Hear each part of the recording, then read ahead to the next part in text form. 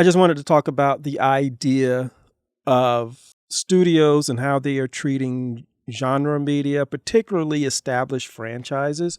So much of the time, we often find ourselves talking about a studio messing it up.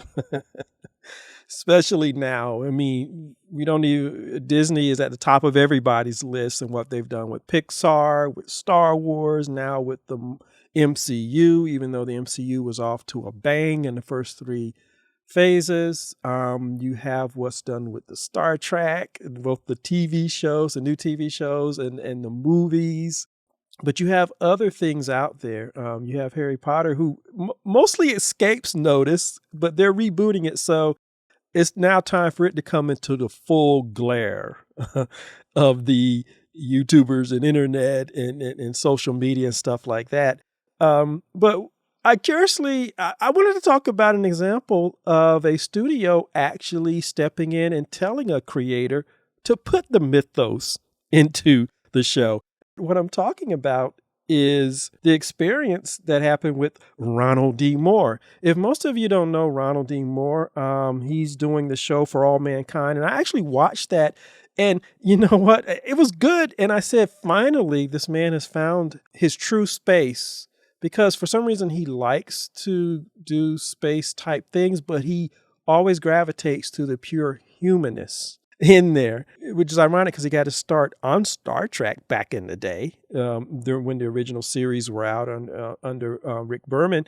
And then he went on to do the remake of Battlestar Galactica. Yes, the 2004 to 2009 remake of Battlestar Galactica, because the original one came out in the 70s.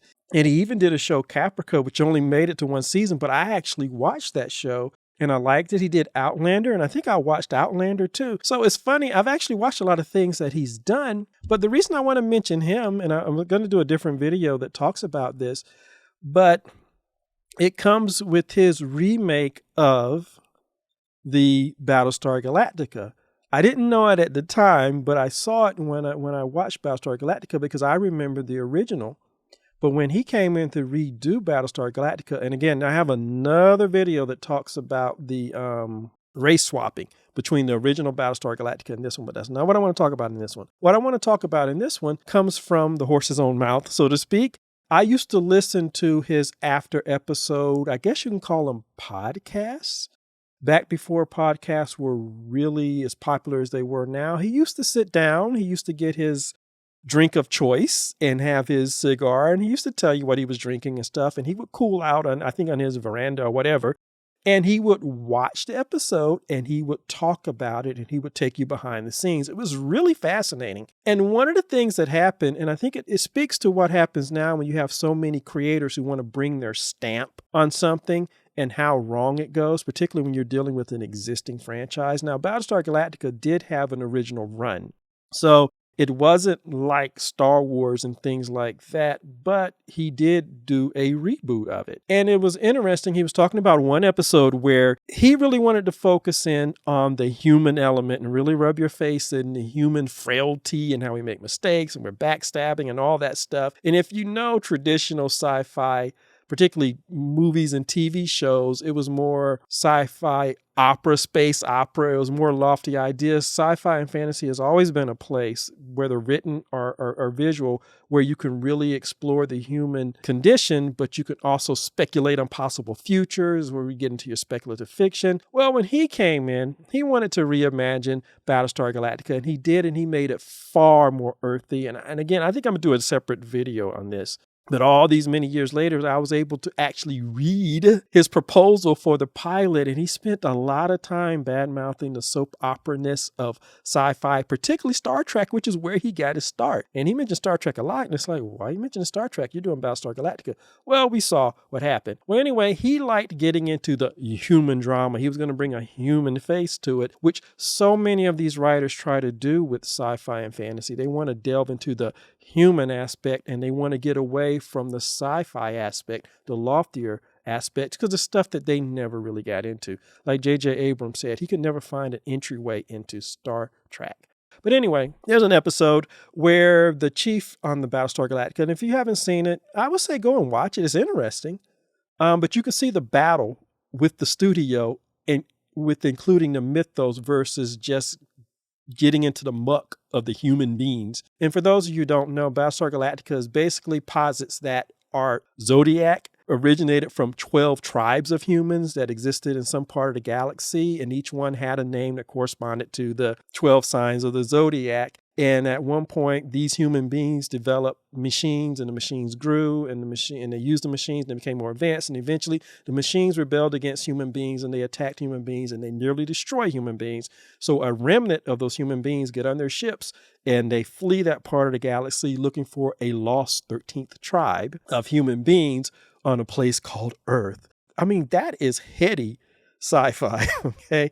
Not to mention other, religious allegories and stuff like that. But when he came in, he wanted to focus in on the human thing, and he wanted to dial back all of that mythos. And so he had one episode in particular. And again, this is coming straight from him because he's talking about the episodes himself.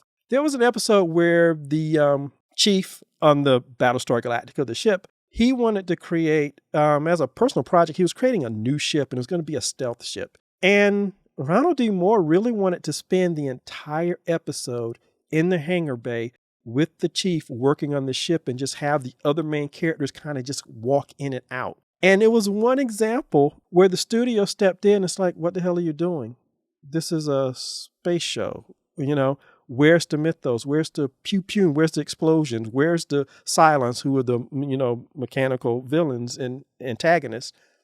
And it was one example of a studio stepping in and making a creator put the mythos back into the show. And the same thing happened, I think, in the second season. You can see where the studio stepped in because the show was going to be canceled, I believe, almost nearly canceled at the end of the second season.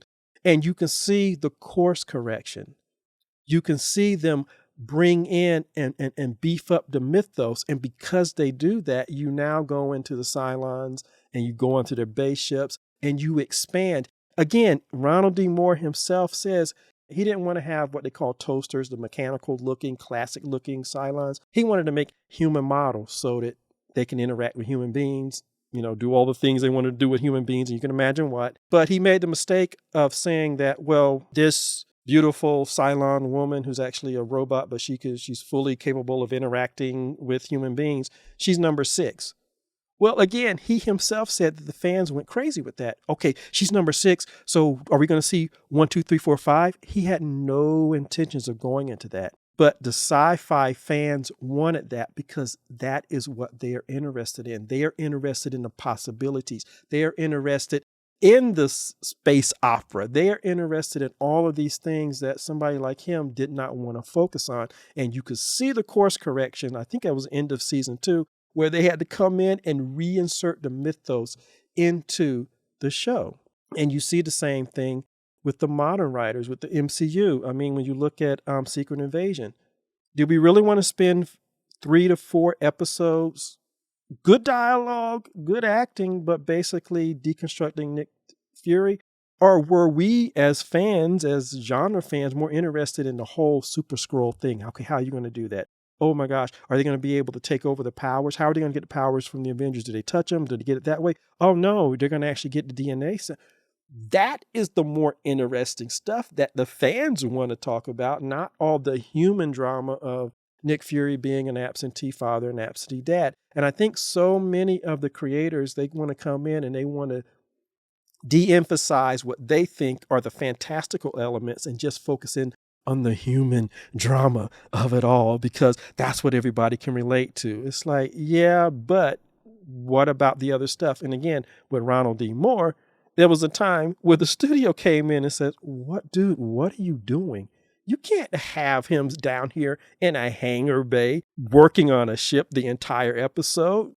Again and again, the fans demanded things, and the studio, for once, actually responded. And I thought that was interesting because you see the same thing now when people deride fan service. No, the fans are giving you a clue to what's going to work because they were the ones that were invested in these things. I think if more studios did and listened, and they themselves showed some kind of common sense and would tell these creators and these writers, it's like, yeah, no. That's not going to work. Put the explosions in there, put the mythos in there. That's why this quote unquote fatigue is happening, because people are just running away from that aspect and they want to put their own stamp on it, which always means delving into the human aspect. You saw that with the Indiana Jones, delving into the fact that his son is dead, he's estranged from his wife. But I just thought I would bring this to you because they're about to reboot Battlestar Galactica again. And so I want to talk about what he has done. But I just thought it was interesting that was one of those times where a studio had to come in and to tell their creator or their creative director or showrunner, it's like, yeah, no, put the mythos, put the bombs, put the explosions, put the attack, put the villain in there. We're not going to spend the whole day in a stupid hangar bay where somebody's going through his emotions and his inner turmoil. That's fine, but you got to have the other stuff too.